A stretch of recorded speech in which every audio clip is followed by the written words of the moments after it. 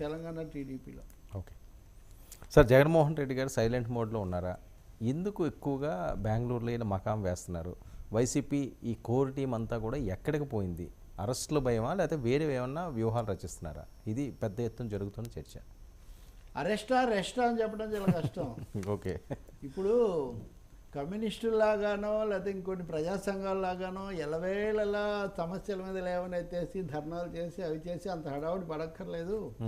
మళ్ళీ ఎన్నికలు కాస్త దగ్గరకు వచ్చినప్పుడు లేకపోతే అటు సందర్భం వచ్చినప్పుడు చేయాలి, కానీ ఊరికే వనరులు ఖర్చు పెట్టుకోకూడదు అనేది ఒకటి.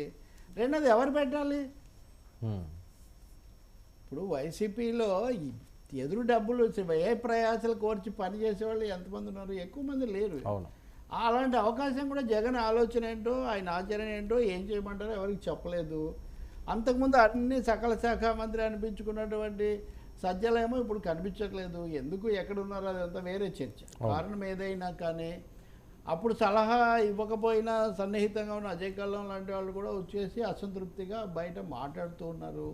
సో ఇలాంటి సమయంలో ఈ స్తబ్దత, శూన్యత ఊహించదగిందే. కానీ మీరు అన్న అరెస్టుల భయంతో పాటు ఎందుకు ఊరికే అంత హడావుడి పడక్కర్లేదు, హైరాణ పడక్కర్లేదు అనే ఒక ఫీలింగ్ కూడా ఉండాలి దీంట్లో. అందుకని జగన్ కూడా మీరు చూడండి, నాయకులను మొన్న కార్యదర్శులందరినీ మార్చారు. అవును. తరచూ రకరకాల ప్రణాళికలు ఉన్నాయి. సైలెంట్ అంటారా? ఆయన ఎప్పుడైనా కానీ ఆ సిద్ధం సభలో లేకపోతే ఆ సభల్లో మాట్లాడటం, మిగిలిన సమయం అంతా అక్కడ ఉండటమే కదా. ఆయన ఎప్పుడు పెద్దగా జనాల్లోకి వచ్చి మీడియాతో ఎప్పుడు మాట్లాడలేదు. ఆ సభల్లో అధికారిక సభల్లో అధికారిక ప్రవచనాలు చేయడం తప్ప ఉపన్యాసాలతో ఊగిపోవడం అన్నది ఎప్పుడూ లేదు. సో ఈ నేపథ్యంలో కేసుల భయం ఉంది, తప్పకుండా ఉంది. ఆ రెడ్ బుక్ తాలూకు నీడలు అవి కూడా గట్టిగా అవి కనిపిస్తూ ఉన్నాయి. అనేక మంది కేసులు ముందస్తు బెయిళ్ల కోసం వెళ్ళేవాళ్ళు వెళ్తున్నారు. కొంతమంది ఆ పనుల్లో కూడా ఉన్నారు, మీరు అది కూడా లెక్కేసుకోండి. ఇంకొంతమంది ఏమో షాడో వీడియోలు సప్లై చేసే పనిలో ఉన్నారు. ఇప్పుడు దాదాపు తెలుగు మీడియాలో సగం సమయం వీటికే సరిపోతుంది కదా. అవును. వీళ్ళలో ఒకరిద్దరి మీద చర్యలు తీసుకోకపోవడం కాకుండా, అంటే జగన్ కూడా ఇప్పుడు ఆలోచించవచ్చు ఏ విధంగా వీళ్ళందరూ వ్యవహరించారు, ఆ రోజుల్లో తను వాటన్నిటిని కనీసంగా ఇది చేశారా లేదా. అంటే ప్రత్యర్థులు ఏం చేస్తున్నారని వదిలేయండి, ముందు తన ఇల్లు తను చక్కబెట్టుకోవడం గురించి ఆలోచిస్తే ఇవన్నీ కనిపిస్తున్నాయి. సో ఈ కారణాలన్నీ దీని వెనుక ఉన్నాయని భావించవచ్చు. ఇంకా ఎన్నికలప్పుడు వస్తాడు ఆయన, అంటే 2 ఏళ్ల ముందు అట్లా తప్ప రోజు హైరాణ పడే పరిస్థితి వైసీపీకి ఏమి ఉండదు.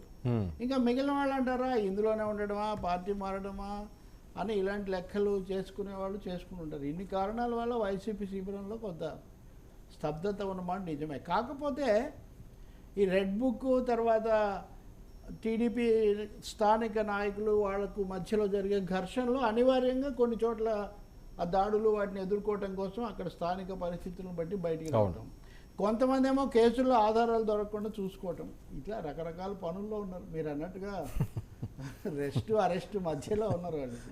ఏదన్నా అన్రెస్ట్లో ఉన్నారు నిజం చెప్పాలంటే. అరెస్ట్ కాదు అన్రెస్ట్లో వైసీపీ శిబిరం ఇప్పుడు ఉంది. ఇట్ టేక్స్ టైం, డెఫినెట్గా టైం తీసుకుంటుంది. ఒక ప్రణాళిక కూడా ఇంతవరకు ఏం ప్రకటించారు. మీరు చూడండి, ప్రభుత్వం మీద విధానాల పరమైన సమగ్రమైన విమర్శ కానీ, ఓడిపోయిన తమ తాలూకు ప్రభుత్వం దాని మీద ఆత్మవిమర్శ కానీ ఏమీ లేదు. జస్ట్ లైక్ దట్ కాలం గడపటము, మధ్యలో ఒకసారి ఎంట్రీ ఇచ్చి దాడి చేసి విమర్శించేసి వెళ్ళిపోవడం, ఇదే జరుగుతుంది. ఒక క్రమానుగతమైన ఆర్డర్లీ రెస్పాన్స్ వైసీపీ నుంచి ఇంతవరకు లేదు. ఎన్నికల్లో ఓడిపోయిన తర్వాత ఢిల్లీలో ధర్నా చేసినప్పుడు ఒకటి తప్పితే అదే అయిపోయింది. సో పరిస్థితి ఏం మారలేదు కదా. మరి ఇప్పుడు ఢిల్లీ ధర్నా తర్వాత ఏమైనా ప్రశాంతత వచ్చింది, దాడులు తగ్గాయి కాబట్టి మేము అదేం కాదే. అంటే కదలడంలోనూ కూడా విఫలత కనిపిస్తుంది. ఎవరు ఉంటారు, ఎవరు పోతారు, ఇవన్నీ పరస్పర అవిశ్వాసం కూడా పెరిగినట్టే కనిపిస్తుంది.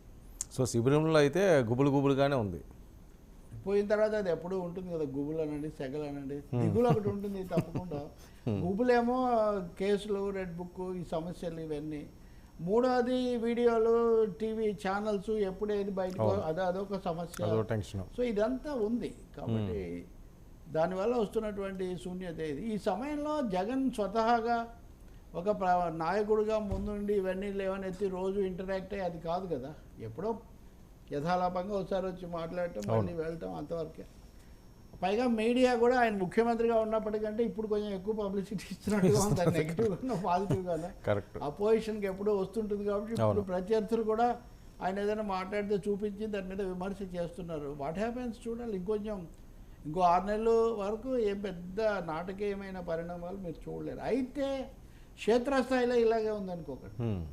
మనం ఏంటంటే మీడియాలో రిఫ్లెక్షన్స్, మీడియాలో వీటి బట్టి మనం చూస్తుంటాం, కానీ క్షేత్రస్థాయిలో మటుకు పథకాలు అందకపోవటము, స్థానికంగా ఉన్న నాయకులు అలజడి ఉంది, వాలంటీర్లు ఉంది. ఉదాహరణకు వాలంటీర్లు కూడా అంతే పెద్ద నెట్వర్క్ ఏర్పాటు చేసుకున్నాడు కదా, ఇప్పుడు అదంతా ఖాళీ అయిపోయింది.